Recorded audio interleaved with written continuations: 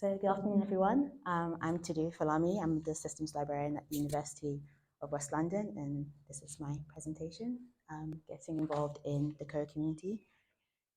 So I'm just going to go over my experience in the Koha community from over the past year and ways newcomers can get involved just based off my own experience. And I didn't add it here, but actually, as I was going over my slides, I also want to just talk about more ways that I personally would want to get involved in the future as well, since I've been looking more into it.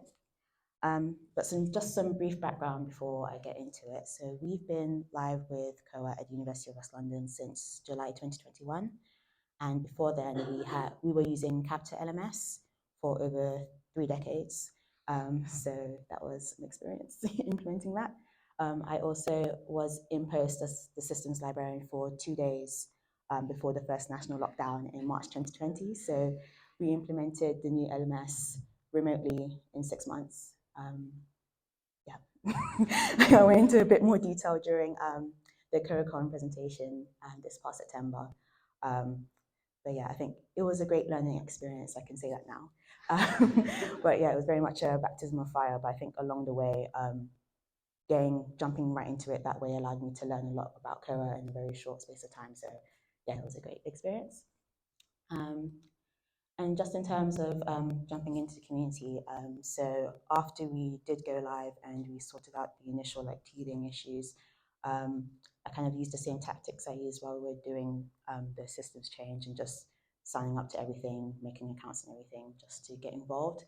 So the mailing lists, in particular the general mailing list, was my starting point. And then I also signed up for the Koha documentation mailing list.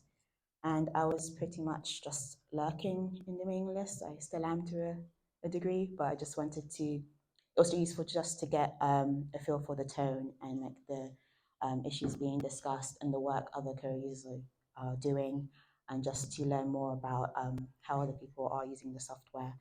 And yeah, so I think that's a good starting point for anyone who's going to be going live with Koha soon.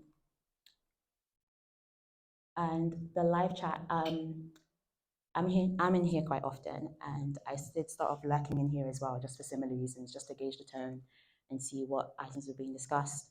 I've noticed that the people in the live chat are a bit more seasoned, have a bit more technical background, so it was a bit daunting at first, but eventually I just started saying hello everyone, just to make myself known, and I actually got noticed, before I knew it was Martin, I got noticed a few times by Martin saying, oh, nice to see you here, which was really frightening until I realized who it was.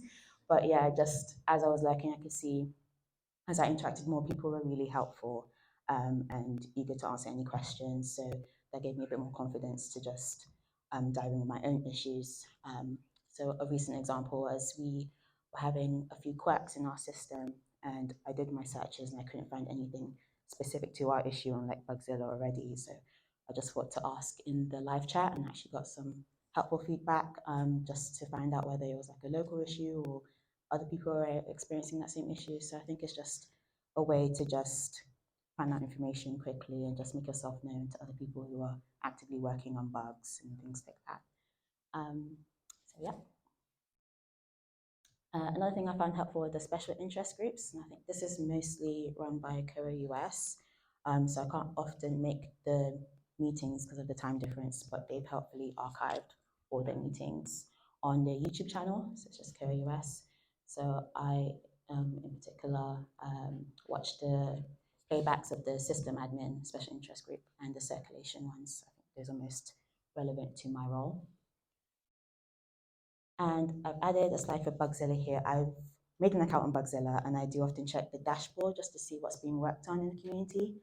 But I haven't really gotten more involved in Bugzilla as of yet, but I do hope to in the future. I think especially after KohaCon, there was a presentation, I think, by Bywater Solutions, where they were just giving an overview of how to use Bugzilla more efficiently, how to test bugs, report bugs, and sign off on them. And I just record my own experience with our test server at UWL when we were migrating to Koha. And my experience just in testing things, breaking things, and trying to fix them, and just how that helped me to develop my knowledge of Koha and how the system behaves. So I think I'm kind of like sound hypocritical here, but like don't be afraid of like Bugzilla. I think with that knowledge, which you will have if you're about to go live with Koha, as you do more testing, this would be a great way if you learn in a similar way to that I do, to just learn more about the system and how it behaves and the quirks that can come up. So yeah, I'd like to hopefully get involved more in reporting bugs and like signing off on them in the near future. And I also added a slide here for presenting. So these are just screenshots from the presentation. I presented with Andrew Pruta, the library director at KohaCon in Lawrence remotely this past September. And I just spoke more about our journey through the systems migration process and this CPD I've picked up as our being a part of the Koha community. And I think just speaking personally, even though I thought I didn't have much to offer to the community when we first went live, because I can't write code or like sign off on bugs, actually just talking about your experiences with Koha is actually really helpful to others in the community, and it's been helpful to me as well. So outside of presenting at events like these, even just speaking with other Koha users in person or online or in the live chat or the mailing lists is all really helpful, and it helps to move things along as well. So yeah, I don't know if I raced through that, but that's all I've got. And if there are any questions.